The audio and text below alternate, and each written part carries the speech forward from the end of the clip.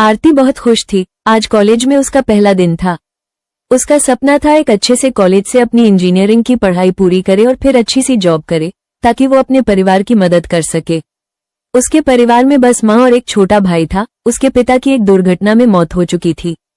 उसकी माँ ही अब उसका सहारा थी। आरती का एक दोस्त था, विवान, उसके ही शहर का। धीरे धीरे उनकी दोस्ती प्यार में बदलती चली गई। दोनों एक दूसरे से काफी प्यार करते थे।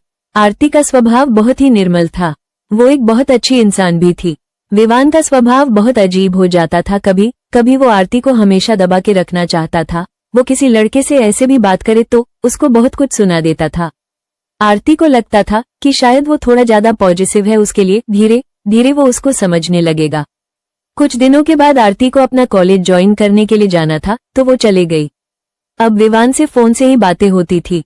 धीरे धीरे आरती पढ़ाई में अपना टाइम ज्यादा देती थी ताकि उसके मार्क्स अच्छे आए। विवान समझने की बजाय उससे टाइम ना देने पे बोलते रहता था, जिसके कारण दोनों में अधिकतर बहस होने लगी।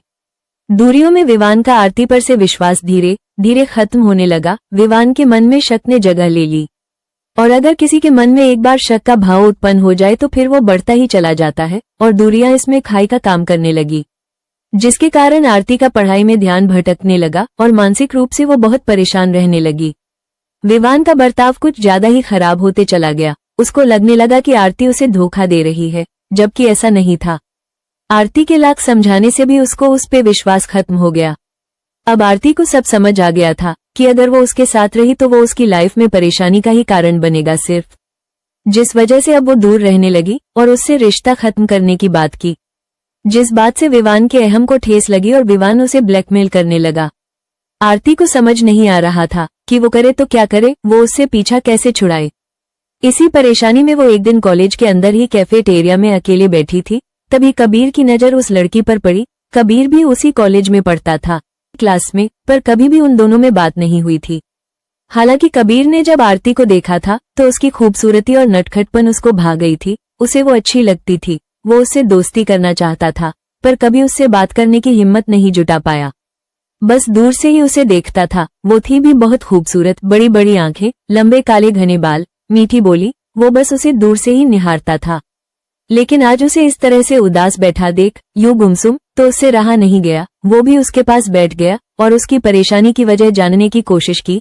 पहले तो वो बताना नहीं चाहती थी, पर उसके बार बार पूछने से उसने उसको सारी बातें बता दी। ये बात सुन के कबीर ने कहा, तुम चिंता मत करो और तुम्हें उससे डरने की जरूरत नहीं है। मैं तुम्हारे साथ हूँ, वो तुम्हारा कुछ नहीं बिगाड़ सकता। कबीर की बात सुन के आरती को काफी अच्छा महसूस हुआ। कबीर ने उस लड़के से बात की, उसको समझाया, जब ये तेरे साथ रहना नहीं चाहती तो तुम इसके साथ जबरदस्ती क्यों कर रहे हो। इस बीच दोनों में बहुत बहस हुई। कबीर को जब लगा कि अब वो ऐसे नहीं मानेगा तो उसने पुलिस को बताने की धमकी दी, तो वो डर गया और आरती को परेशान करना छोड़ दिया। आरती को अब सुकून मिला और उसे एक अच्छा और सच्चा दोस्त जो मिल गया था। आरती फिर से उसके साथ प्यार से पहले की तरह हो गई। धीरे धीरे दोनों में प्यार हो गया। दोनों एक दूसरे की काफी मदद करते थे। उन दोनों का प्यार इतना प्यारा था कि कॉलेज में सभी दोस्त वो लोग को तोता मैना बोलने लगे। दोनों का साथ बहुत अच्छा था। एक दूसरे की फीलिंग की रिस्पेक्ट करते थे और एक दूसरे पर बहुत भरोसा करते थे।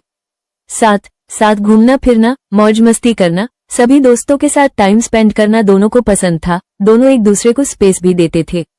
आरती और कबीर को अपनी जिम्मेदारियों का भी एहसास था। वो अपनी पढ़ाई भी अच्छे से करते थे ताकि अपने माँ पापा का नाम रोशन कर सके।